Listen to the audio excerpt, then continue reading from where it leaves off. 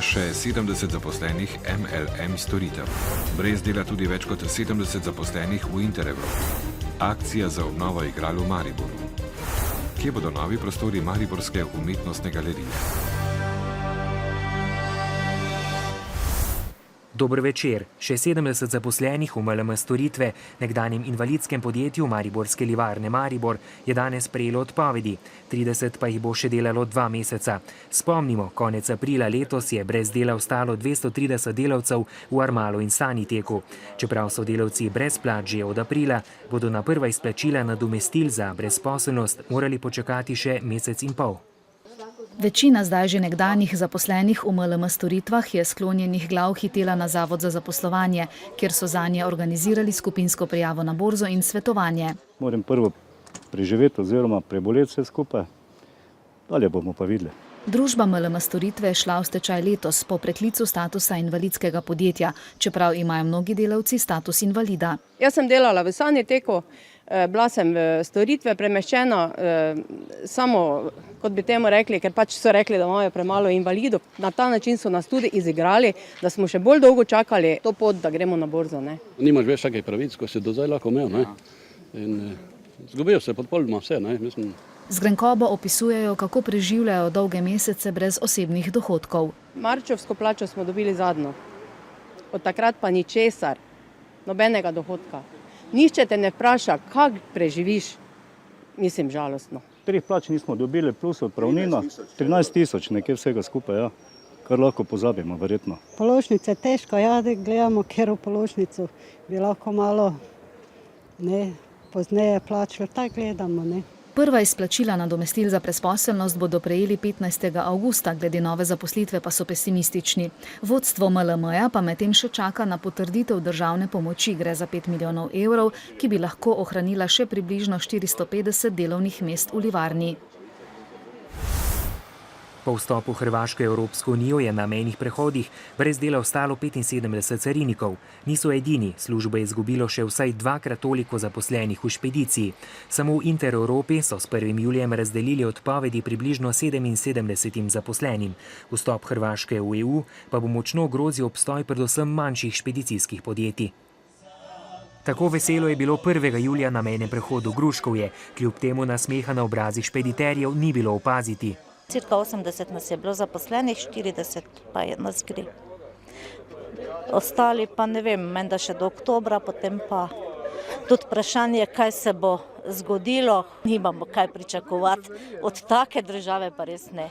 V Interevropi so s 1. julijem odpustili 77 zaposlenih na slovenski in kar 144 na hrvaški strani. Zavedajo se, da izpada prihodkov v teh časih ne bo lahko nadomestiti. Računamo, da se bo na Hrvaškem s časoma povečalo povpraševanje, predvsem po logističnih storitvah na področju skladiščno-distribucijske dejavnosti. Mi smo v preteklosti že dosti investirali v hrvaško tržišče, predvsem v smislu izgradnje novih skladišč. Najtežje se bodo novim tržnim razmeram prilagodila manjša podjetja. V RCM špediciji so prvi velik šok doživeli že ob vstopu Slovenije v Unijo, ko so imeli kar 80% upad prihodkov. Z vstopom Hrvaške so bili prisiljeni zapreti poslovalnici na mejnih prehodih Dobovec in Zavrč. V letošnjem letu je zaradi vstopa Hrvaške v EU na žalost postalo nepotrebno delo za kar 22 zaposlenih, kar predstavlja 42% vseh zaposlenih. Izpad prihodkov bodo tudi oni skušali nadomestiti, predvsem s privabljenjem hrvaških podjetij, ki uvažajo iz držav zunaj Evropske unije. Mariborski župan Andrej Fištravec je danes javno opozoril na dejstvo, da občinska komisija v svet javnega zavoda Mariborskih lekarn znova predlaga politične kadre, kar pa je v nasprotju z vodenjem njegove ekipe. V svet zavoda so namreč imenovali Jelko Kolmanič, Bogdana Čepiča, Primoža Juharta in Kazimirja Miksiča, ki pa nimajo nikakršnih strokovnih referenc. Da se mora Marifarm za uspešno sanacijo popolnoma izogniti kakršnemu koli političnemu vplivu, je ugotovila tudi tuja revizija javnega zavoda. Župan zato od mestnega sveta pričakuje, da se na ponedeljkovi seji s predlogom komisije ne bo strinjal, to točko pa bo tudi umaknil z dnevnega reda. Mi se zavzemamo za to, da so člani nadzornih svetov in svetov strokovnjaki, ki niso interesno vezani in delajo v javno dobro. Če je kdo politik, mora imeti vsaj strokovne reference. V tem primeru ni nikakršnih strokovnih referenc, razen da 3/4 predlaganih, tako kot jaz, vi in kdorkoli, jejo aspirin, ko jih boli glava. Jaz se svoje odgovornosti zavedam in ne morem in ne bom sodeloval pri političnem uničevanju Maribora. Pri političnem uničevanju naših javnih podjetij, javnih zavodov in tudi drugih podjetij in zavodov, ki delujejo v Mariboru. Temu moramo narediti konec. In kar se mene tiče, je tega konec. In mestni svetniki morajo to doumeti, da torej na star način ne gre več dalje. Na celjskem sodišču so danes izrekli kazni 3 od 5 obtoženih zaradi goljufij pri obnovi dvorca Betnava. Dragica Marinič, Karel Bogatin in Anton Ekart so krivdo priznali in se s tožilcem pogodili za nižje kazni. Dragica Marinič je obsojena na enotno kazen 1 leto in 11 mesecev zapora, pogojno s preizkusno dobo 3 leta. Anton Ekart na 10 mesecev zapora, pogojno s preizkusno dobo 2 leti. Karel Bogatin pa na 10 mesecev zapora. Skupaj s kaznijo, ki so mu jo izrekli v zadevi Rimske terme, je bil obsojen na enotno kazen 2 leti zapora, ki jo bo odslužil z družbeno koristnim delom. Nekdanja direktorica Vegrada Hilda Tovšak se o morebitnem priznanju krivde še pogaja, medtem ko nekdanji ekonom mariborske nadškofije Mirko Krašovec krivde ni priznal. Varuhinja človekovih pravic je predsedniku Državnega zbora Janku Webru izročila letno poročilo za leto 2012, ko je bila varuhinja človekovih pravic Zdenka Čebašek-Travnik.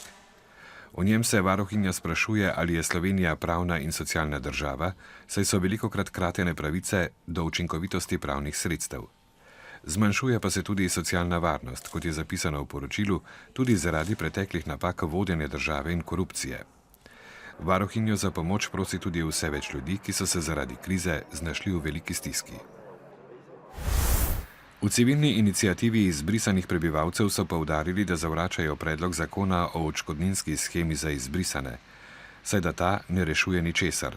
Napovedujejo tudi, da problema odškodnin ne bodo več reševali s slovenskimi oblastmi, ampak pred Evropskim sodiščem s pomočjo odvetnikov iz Rima. Popravljeni osnutek odškodninskega zakona za izbrisane je zadnji, poudarja minister Gregor Virant. Kot je znano, je Virant predlagano odškodnino za mesec izbrisa s 30 zvišal na 40 evrov, a je to še vedno precej manj od 260 evrov, kolikor zahtevajo izbrisani. Mariborska filozofska fakulteta v teh dneh organizira poletno šolo prevajalcev in tolmačev iz celotne Evrope, na kateri se posvečajo posebnostim tolmačenja in prevajanja v srednje in južnoevropskem prostoru. Za kakovostno delo morajo namreč dobro poznati kulturni, zgodovinski in družbeni ustroj narodov, katerih jezike prevajajo. Vendar pa so te medkulturne povezave nadvse pomembne, zlasti pri prevajanju in tolmačenju, ko nam zmanjka tako pri frazeologiji, tako pri raznih stereotipih.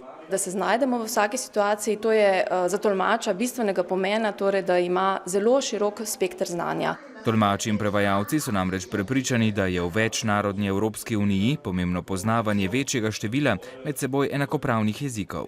We use too much English and in the long run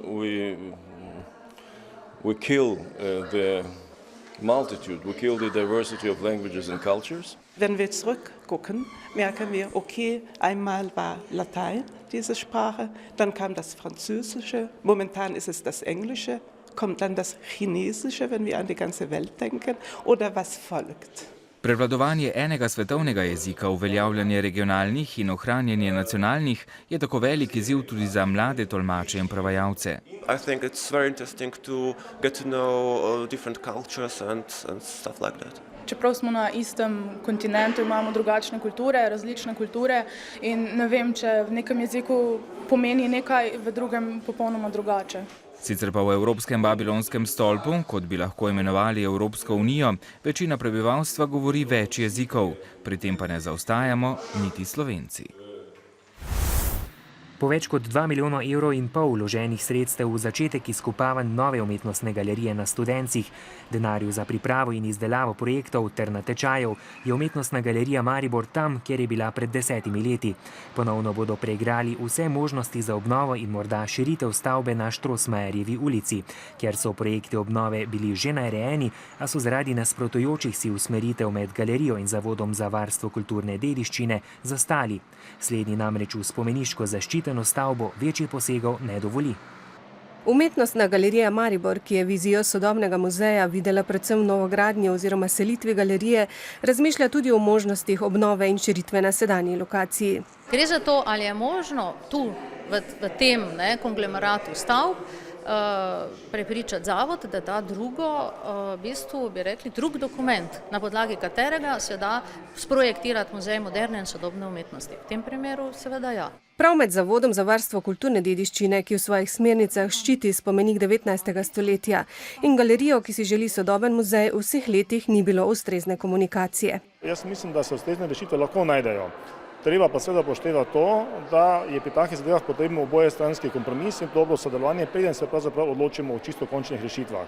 In jaz upam, da bomo na osnovi današnjega posveta oziroma tega sestanka, ki je tukaj potekal, do te rešitve prišli oziroma vse do odgovora, ali je ta zadeva rešljiva in uresničljiva v viziji sodobnega muzeja. Umetnostna galerija Maribor, ki je bila prioritetna investicija Evropske prestolnice kulture, je danes ob knjižnici, pokrajinskem muzeju in pekarni v najslabšem položaju, saj nima pripravljene pravno veljavne dokumentacije, potrebne za umestitev nacionalno finančno perspektivo med leti 2014 in 2020.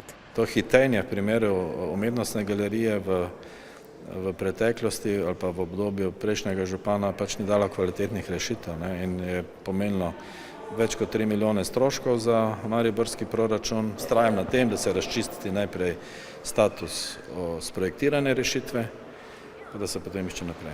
Čeprav se je nova umetnostna galerija še pred 2 letoma zdela tako blizu, je projekt danes v začetni fazi, ko si nihče ne upa napovedovati, kdaj bo galerija po pomenu druga na nacionalni ravni lahko zaživela v novih prostorih. Na letošnjem festivalu Lence v mestnem parku v okviru Art Campa predstavlja tudi Evropska prestolnica mladih. Z akcijo Prinesi odnesi zbirajo denar za obnovo igral v mariborski občini. Da je njihova obnova nujno potrebna, se strinjajo tudi starši in sorodniki otrok. Mislim, da bi mogli to vsakih nekaj let obnoviti, malo pa popraviti. Jaz poznam v glavnem tale igrala v parku. Tukaj je že kar precej dotrajano. Na stojnici ob vhodu v Art Camp za obnovo igral zbirajo različne predmete, igrače, oblačila in potrebščine. Vsakdo, ki najde kaj primernega zase, za izbrano odšteje 50 centov ali po želji tudi več. Kar se tiče materiala, zbrali smo ga zelo dosti. Kar se pa tiče denarja, smo zaenkrat zbrali več kot 300 evrov, donatorjev je bilo več kot 300. Ves tekstil, ki bo ostal po koncu akcije, bodo podarili projektu Tekstilnica, ki javnost ozavešča o pomenu ločenega odlaganja tekstilnih odpadkov ter vzpostavlja sistem zbiranja in predelave rabljenega tekstila. Druge izdelke bodo predali varni hiši in materinskemu domu. Evropska prestolnica mladih pa spodbuja tudi prostovoljstvo. Ta izkušnja mi prinaša predvsem spoznavanje novih ljudi, način komuniciranja z njimi, zato ker vsi ljudje ne odreagirajo enako na kakšne stvari. Tisti mogoče malo starejši mladi, ki si bodo v prihodnje iskali službo, bodo na koncu seveda prejeli tudi potrdila in z opisanimi kompetencami, kakšno znanje novo so pridobili. Sicer pa bodo sredstva za obnovo igral v mariborski občini mladi zbirali tudi po zaključku festivala Lent vse do konca leta v svojem informacijskem središču na trgu Levna Štuklja.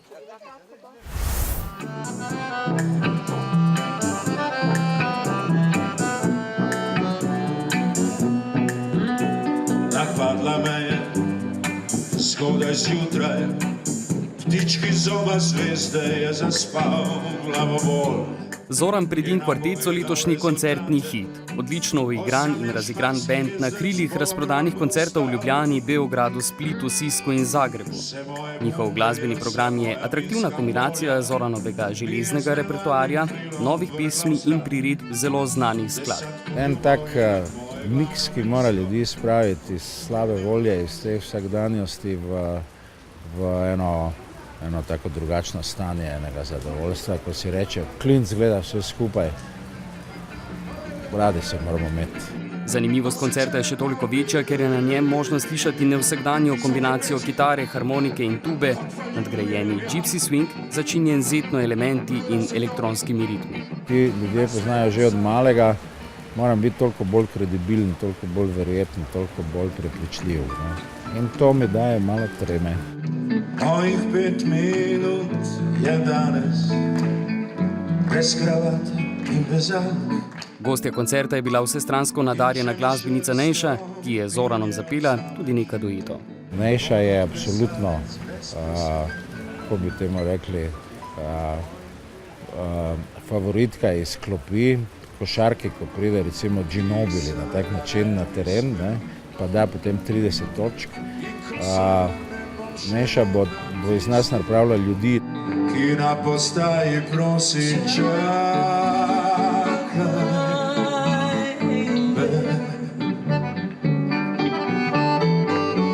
Čakaj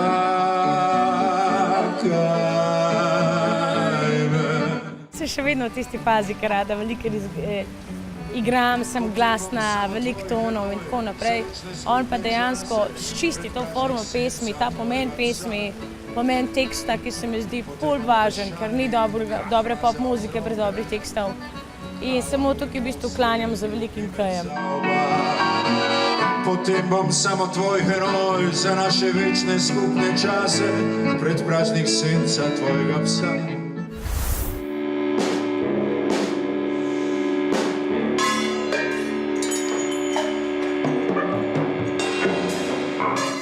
Sodijo med najbolj popularne in uspešne skupine iz živahne newyorške glasbene scene.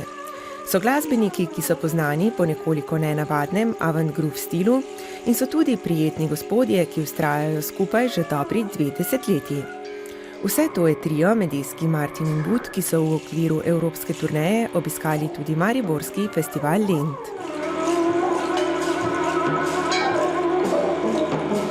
We've been playing together for 21 years. When we meet the audience, we know what to play. It's like, we know the right thing to play when we feel the room. But we're playing music from Free Magic, which is a new record, and all of our records. Many different things. It's different every night. Well, we draw from so many different styles, from jazz, blues, gospel, all kinds of roots American music. But we also love, roots music from all over the world, like African folk music, from Brazil, everywhere. So we listen to all those things and, create our own style. I have a lot of different kids. Each one has a different sound, and each one is, I like to think of it as each one is a different one of my many personalities. So I get to be all these different people and different sounds. And also, for us, we don't have to hire other people to play with us. It's a lot cheaper just to have 3 guys out, So by having these different sounds, we don't have to hire, another rhythm player or something else. We don't have to hire an extra percussionist. We don't have to hire, it's good. He's like 3 in 1. It's a little crazy, but 3 people in 1 person.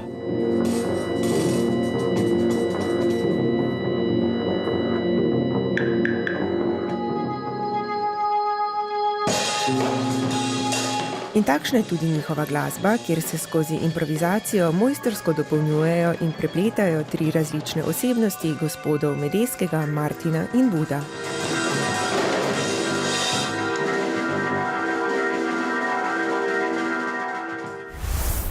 Danes so na turnirju Challenger v Portorožu na sporedu dvoboji drugega kroga. Za preboj v 3. krog se s Hrvatom Filipom Vegerjem meri Aljaž Bedene. Dvoboj čaka še enega Slovenca, Grego Žemljo. Njegov nasprotnik bo Slovak Karol Bek. Bedene in Žemlja sta hkrati edina od 8 slovenskih igralcev, ki sta prestala krst v Portorožu. Poleg obeh najboljših bodo gledalci videli še en slovenski nastop, in sicer ob koncu sporeda, ko bosta v drugem krogu med dvojicami nastopala Aljaž Bedene in Blaž Rola. Egipt ima novega začasnega predsednika. Dobrih 12 ur po odstavitvi prvega demokratično izvoljenega predsednika Mohameda Mursija so egiptovski generali na ta položaj imenovali 67-letnega Adlija Mahmuda Mansurja, predsednika ustavnega sodišča, ki bo državo vodil do novih predčasnih volitev. Egiptovska vojska je včeraj zvečer Mursija pridržala. Ta je dogajanje označil za vojaški udar. Tik po svoji odstavitvi je po Twitterju sporočil, da napoved vojske zavračajo vsi svobodni ljudje in so se borili za civilen, demokratičen Egipt. Egipčane je tudi pozval, naj ostanejo mirni in se izognejo prilivanju krvi. Organizacija Mozilla, znana po odprtokodnem brskalniku Firefox, je v Španiji na trg poslala prvi pametni mobilnik z operacijskim sistemom Firefox OS, s katerim se želi pomiriti z Applovim operacijskim sistemom iOS in Googlovim Androidom. Operacijski sistem teče na mobilniku kitajskega proizvajalca ZTE s 3,5-paličnim zaslonom. Zaenkrat pa je na voljo v paketih španskega mobilnega operaterja Telefonica. V Združenih državah Amerike imajo danes nacionalni praznik, dan neodvisnosti. Praznik je v spomin na 4. julij 1776, ko naj bi bila sprejeta deklaracija o neodvisnosti. Ob tej priložnosti imajo tradicionalne slovesnosti. V New Yorku pa so za obiskovalce ponovno odprli kip svobode, ki je bil zaprt vse od orkana Sandy 29. oktobra lani. Douglas Engelbart, ki je izumil računalniško miško, je umrl v Kaliforniji v starosti 88 let. Njegova računalniška miška je bila prvotno izdelana iz lesene škatle in 2 kovinskih koleščkov. Patentiral jo je leta 1970. Engelbart je imel 21 patentov. Leta 2000 je dobil nacionalno medaljo za tehnologijo, najvišje ameriško odlikovanje v tehnološki industriji. In še vreme. Jutri bo sončno z občasno povečano oblačnostjo. Predvsem v Alpah bodo popoldne nastale krajevne plohe in nevihte. V soboto in nedeljo bo sončno, popoldne bodo možne posamezne nevihte. Pihal bo šibak severovzhodni veter, na Primorskem šibka do zmerna burja.